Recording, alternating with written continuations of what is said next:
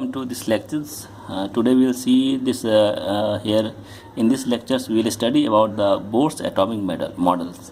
So how this atomic model was given by the Bohr's for hydrogen or hydrogen-like atoms. So we will see here derivations of radius of the electron from the nucleus and energy of the nth orbit and the velocity of the electrons at nth orbit. So nth orbit means nth Bohr's orbit. So these orbits are known as the Bohr orbits. So we will see this velocity, radius and energy of the nth orbit. So let us see how we will get these derivations and calculations. So first of all, so let us take the mass of the electron. Okay, and here electron is revolving around the nucleus of charge Z into E. So this is the total charge of the nucleus. Z into Z is the atomic number. This is the total number of charge present in the proton. So Z into E is the total charge and E is the charge of the proton. So this electron is moving around the nucleus, so with a tangential velocity. So this is called tangential velocity, and this distance is called the R. So this R is given name. This is moving around the nucleus. Okay. So what will happen when any electrons, you know very well, when any moving object, when it revolves around the any object, so what will it will experience some force of inside the centers. Suppose you take any stone and you tie it in your hand and just you revolve it. So what will happen? The stone will not fly away, or if you leave the stone, what will it will fly tangentially, that you have studied in physics. Okay, so some force is pulling this moving revolving stone at the center. So that force is called the centripetal force. Okay, but similarly in the same case, this electron is revolving around the nucleus, so this electrons will experience some force of attraction. So that force of attraction is actually produced by the force of electrostatic force of attraction. So centripetal force is actually produced from the electrostatic force of attraction. So electrostatic force is actually another part of, you can say, electrostatic force of attraction. So we cannot say that electrostatic force is equal to it is equal to definitely electrostatic force of attraction is equal to centripetal force, but here it is not like that. The centripetal force is different, electrostatic force is different. No, electrocentripetal force is produced due to electrostatic force of attractions. Okay, or you can say it is the converting to that force. Okay, so when any electron is moving around the nucleus, so this is electrostatic force, and this is actually when any objects revolves around on its orbits. So what will happen is the force acting on the object is also called as centripetal force. This is not equal, so this is just analogous. So electrostatic force of attraction is actually K into Z into E by R square, that we know very well. So what is Z? Z is the nucleus and E is the electrons. This electrostatic force of attraction on the electrons. So what is the value of K? K is called 9 into 10 power minus 9 and 9 into 10 power 9 Newton meter square Coulomb square. So this is SI unit, and in a CGS unit 1 centimeter square divided by ESU square, electrostatic unit of attraction square. This is there. Now same electrostatic force is producing what? Centrifugal force. So in other terms, this force is produced by the electrostatic force, that is nothing but the mv square by r. This mv square by this is produced by the electrostatic force.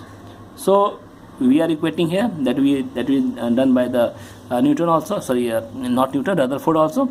So centripetal force is equal to electrostatic force. It is not equal in a point, but this force is, again I am speaking that this centripetal force is produced by the electrostatic force. So taking the equal in magnitude, so this is mv square bar, and electrostatic force of attraction is K into Ze into E by R square. So R is the radius of the electron from the center of the nucleus. So here take B square this side and K Z square by mr. So this is one equation, B square.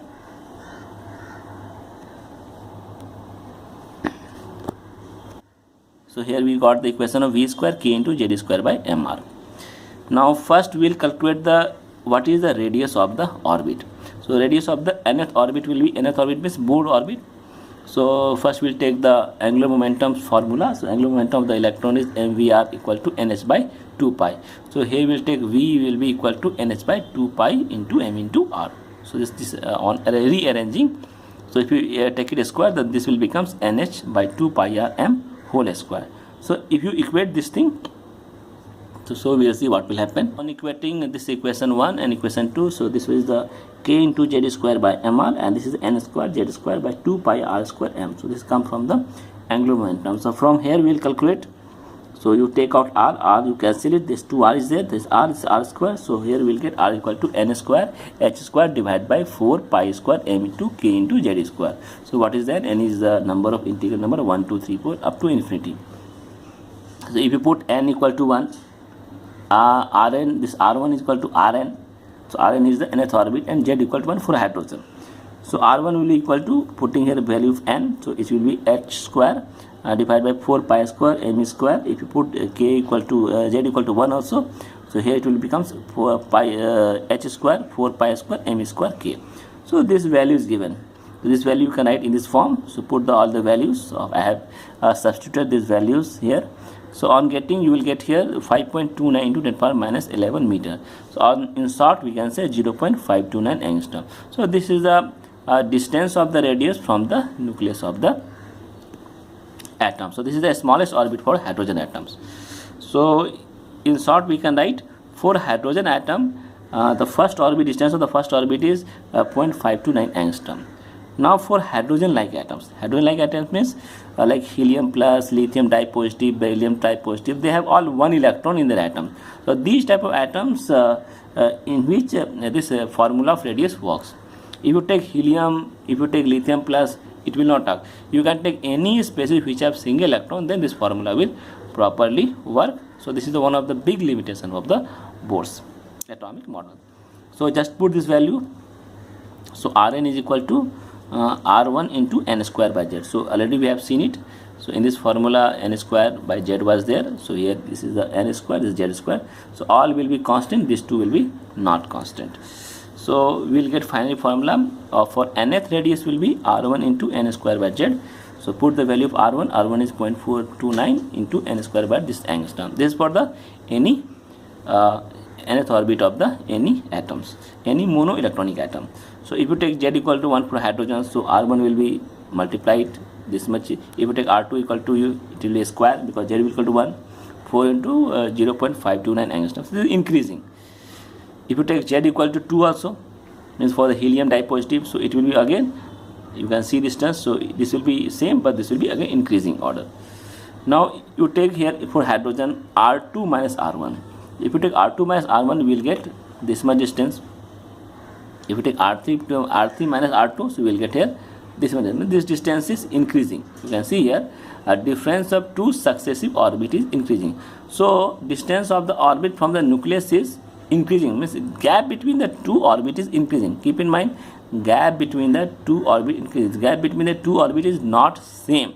It is increasing. So this comes from this equation. So this is one of the important questions in the examinations. Now we will see second is how to calculate the speed. So for speed, see here again go for the Bohr postulate, that is mvr equal to nh by 2 pi. So v will be your nh by 2 pi r into m. So you know this r1 is n square by n into h square divided by 4 pi square m square into kz. This we previously calculated. So just put the value of r1 into here. So if you putting here, so we will get this big equation. So cancelling all each and everything, you will get finally 2 pi e square into k by h into z by n, and this value is actually 2.1847 into per 8 into z by n. It will come in centimeter per second, or you want to convert 2.1847 into 10 per 6 z by n meter per second. So this is the value of this much. This is actually velocity of the electron. So we can draw this graph also. If you write velocity and this one velocity versus number of electrons, so this is inversely proportional. So if it will be inversely proportional, then diagram will be your v equal to n. No, this diagram will not like this one. V inversely proportional will be if n is increasing, so v will not increase. So this diagram is just a wrong diagram. Just cut it. This diagram is wrong. Okay, so if v is increasing, n is there, so it diagram will be like that. Proportional constant is there, so it will be v is equal to n. So if v is increasing, if n is decreasing, Okay, if you take n is increasing, so n is increasing, the diagram will be, speed will be your decreasing now, so it will be your like this diagram. So this is the diagram of the actual atom. So here n will increase, so v will decrease. So here n is increasing, so v will, this is proportional, this is proportionally constant, so it will be just like a parabolic curve. Now, so if you write here 2.1847 10 power 6, if you divide this value like this one, you take 3 into 10 power 8 and divide by 137. So if you divide speed of light by 137, you will get this value, means this value. So this value is nothing but we can write in place of this value c by 137, that is 2.1 meter per second. So in place of this we can also write this value also. So sometimes in the examination they ask this value also. Now let us calculate the speed of the electron at first orbit for hydrogen atom. So V1 is hydrogen atom 2.184 into 10 power 8, here z equal to n equal to 1. So this is the speed of the electron first orbit of the hydrogen atom. If you want to see the second orbit, so write divide by 2, this is for hydrogen atom. So what will happen? Speed will decrease. So if you go for next orbit, in each orbit the speed of the electron will decrease because it is going away from the nucleus. So when electron will away from the nucleus, the speed of the electron in that particular orbit in which electron reverse will decrease as per the formula.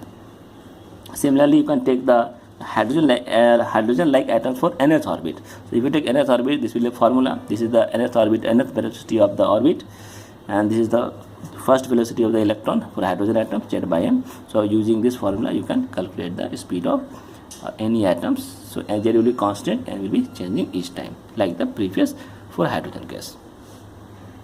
Now we will calculate the energy of the electron for hydrogen atom.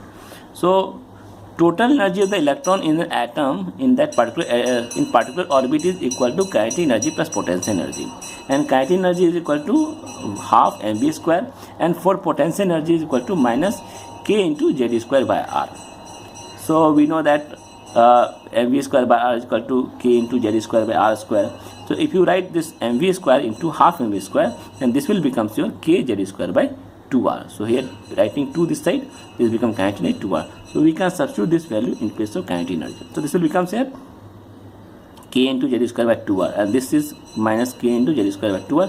This is the potential energy. Potential energy minus E means there is a force of attraction, and this is the force into distance. For using the force and distance formula, we can calculate here. So this you will use the integration, then you will understand how it value comes. So just add this one. E total is equal to minus k z square by 2r. So here we can write in this form minus ke. So total energy will be your minus k, or we can say total energy is potential energy divided by 2. So there is different forms of formula in examination they are asking. So again you can, after solving k square by 2r, so this is 2r, and if you put the value of r over here, so on putting r, this is the value of r. So what will happen? We will get this minus k 2 pi square m z square e to the power 4 h square n square. This will be again minus 2 pi square m square k square by h square into z square by n square. So this value is constant. So this value of this is actually it is this much value, minus 21.77 into 10 to the power minus 19 z by n whole square joule per atom. So if you want to write in atom, write joule per atom. If you want to write in electron volt, then divide whole value into 1.6 into 10 power minus 19, then it will become electron volt per atom. So electron volt per atom will be minus 13.6 into z by n whole square. So this I am not calculating here, so this you have learned by here. So just I explain how these values are coming. Similarly, if you want to convert into calorie per mole, so again you have to divide by which one, 6.3 is electron volt per atom is there, joule per atom there. The joule you convert into calorie, and again number of atom is again divided by Avogadro number, so you will get 313.6 z square by n square. This will be your kilocalorie per mole. Again you can convert into kilojoule per mole, so this will be minus 1312 z by n square kilojoule per mole. So all values are asking in the different type of values are being asked in the question.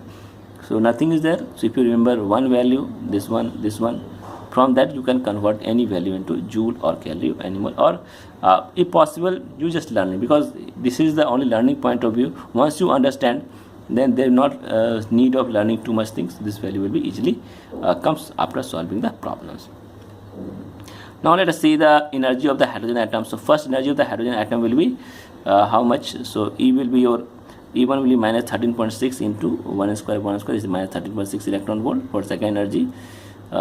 So Z will be constant and will be changing, so it will be minus 3.4 electron volt. Third will be 3 square minus 1.5.1 electron volt. Infinite orbit energy in the infinite orbit means last orbit, so that is 13.6 into 1 by infinite square. This will be 0 electron volt, means electron which is very far away from the atom will having 0 energy, means full, it will be full potential energy, it is moving very freely.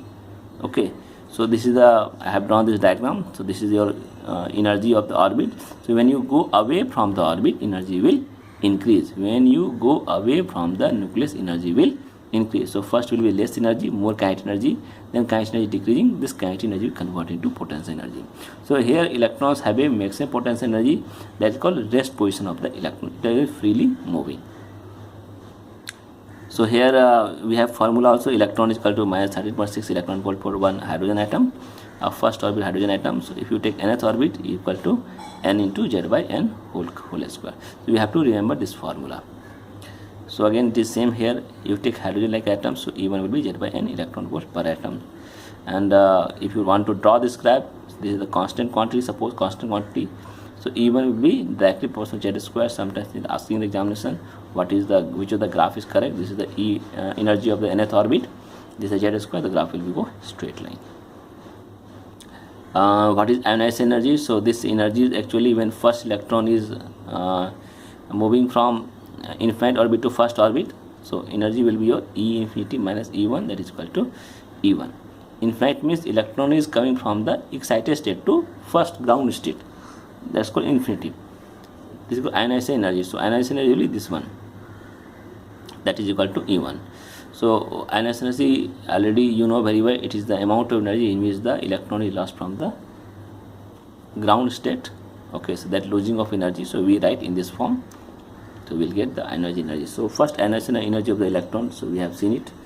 So when electron coming from the losing from the first ground state to infinite, so this will be E infinite minus E1, that is the E1. This is the value of, positive value will be the ionization energy of the hydrogen. Then we will see frequency, wavelength and wave number during electronic transitions. So this is En2 minus En1, second orbit to second one. So this is the delta is the electronic transition, and whose energy is h into nu. Nu is nothing but the c by lambda. So this I have written here. So when electron is losing from the second orbit to first orbit, second to first, E minus E1 or E2 minus E2 or E4 minus E3 and N4 to N3 or N3 to N2. This is transition. This is called electronic transition. So this is equal to this much value. So Sc by lambda will be equal to En2 minus E1. Okay, so here E1, you know the formula, that is this is the whole equation, 2 pi square mz square e to the power 4 k square by h square into 1 by n2 square, and again minus is there, so minus 1 by n1 square. So this is common value, and 1 by n2 square minus 1 by n square for one hydrogen atom or one any particular monoelectronic atom. Okay, so you take just reverse the value, so minus you keep this side, then the minus plus, so this will be your 1 by n1 square, and this minus will go inside, so this will be your 1 by n2 square. This will be another form. And one more thing, so here Sc by lambda is there. Now you take Sc this side, this will become h cube c, and this remain 1 by lambda. 1 by lambda is called as wave number. 1 by lambda is called as wave number. So wave number is called to this much value, 1 by n1 square minus 1 by n2 square. So this whole value is a constant quantities. So you take out z square outside, and the remaining value is called as r. So r is called as Rydberg constant. So it is the name of scientist. On that scientist, this value has been given. So this is 2 pi square m e to the power 4 k square by h cube into 3, and its value is 1.097 into 10 power 7 per meter. So this is the value of Rydberg constant. So you have to remember this formula also, very useful formula while calculating the energy of the electron, wavelength of the that energy. Then last, Here finally we will calculate the time period of the electron. So it is a time to required to complete one round in nth orbit, that is 2 pi r nth orbit of that radius, nth orbit radius, and this is the velocity of electron. That is your time period. Or we can say number of revolution per second will be your Vn divided by 2 pi Rn. Okay. So here time period of the hydrogen, this is the hydrogen atoms, hydrogen, 2 pi Rn by Vn. So Rn is nothing, Rn you know very well, that is the 0.53 into multiplied by n by z square, that is the angstrom, and then Vn is nth orbit of the velocity will can be utilized v naught into z by n. So this is the constant quantity, this constant quantity, this constant quantity, so all are constant quantities. Already we know this thing, these values. Okay, so this constant quantity is written here, this is written here, and this is n square by z down, this is denominator, this denominator, this will becomes nq, so nq by z square, so constant to nq by z square. So time period of hydrogen or any element, if you are writing z, so you can't write here, this will be your any element, so it will be your proportional to nq by z square. So if you know n, if you know z, so we can calculate the time period of that particular element. So these are the values which are often asked in the which is derived from the Bohr's postulates.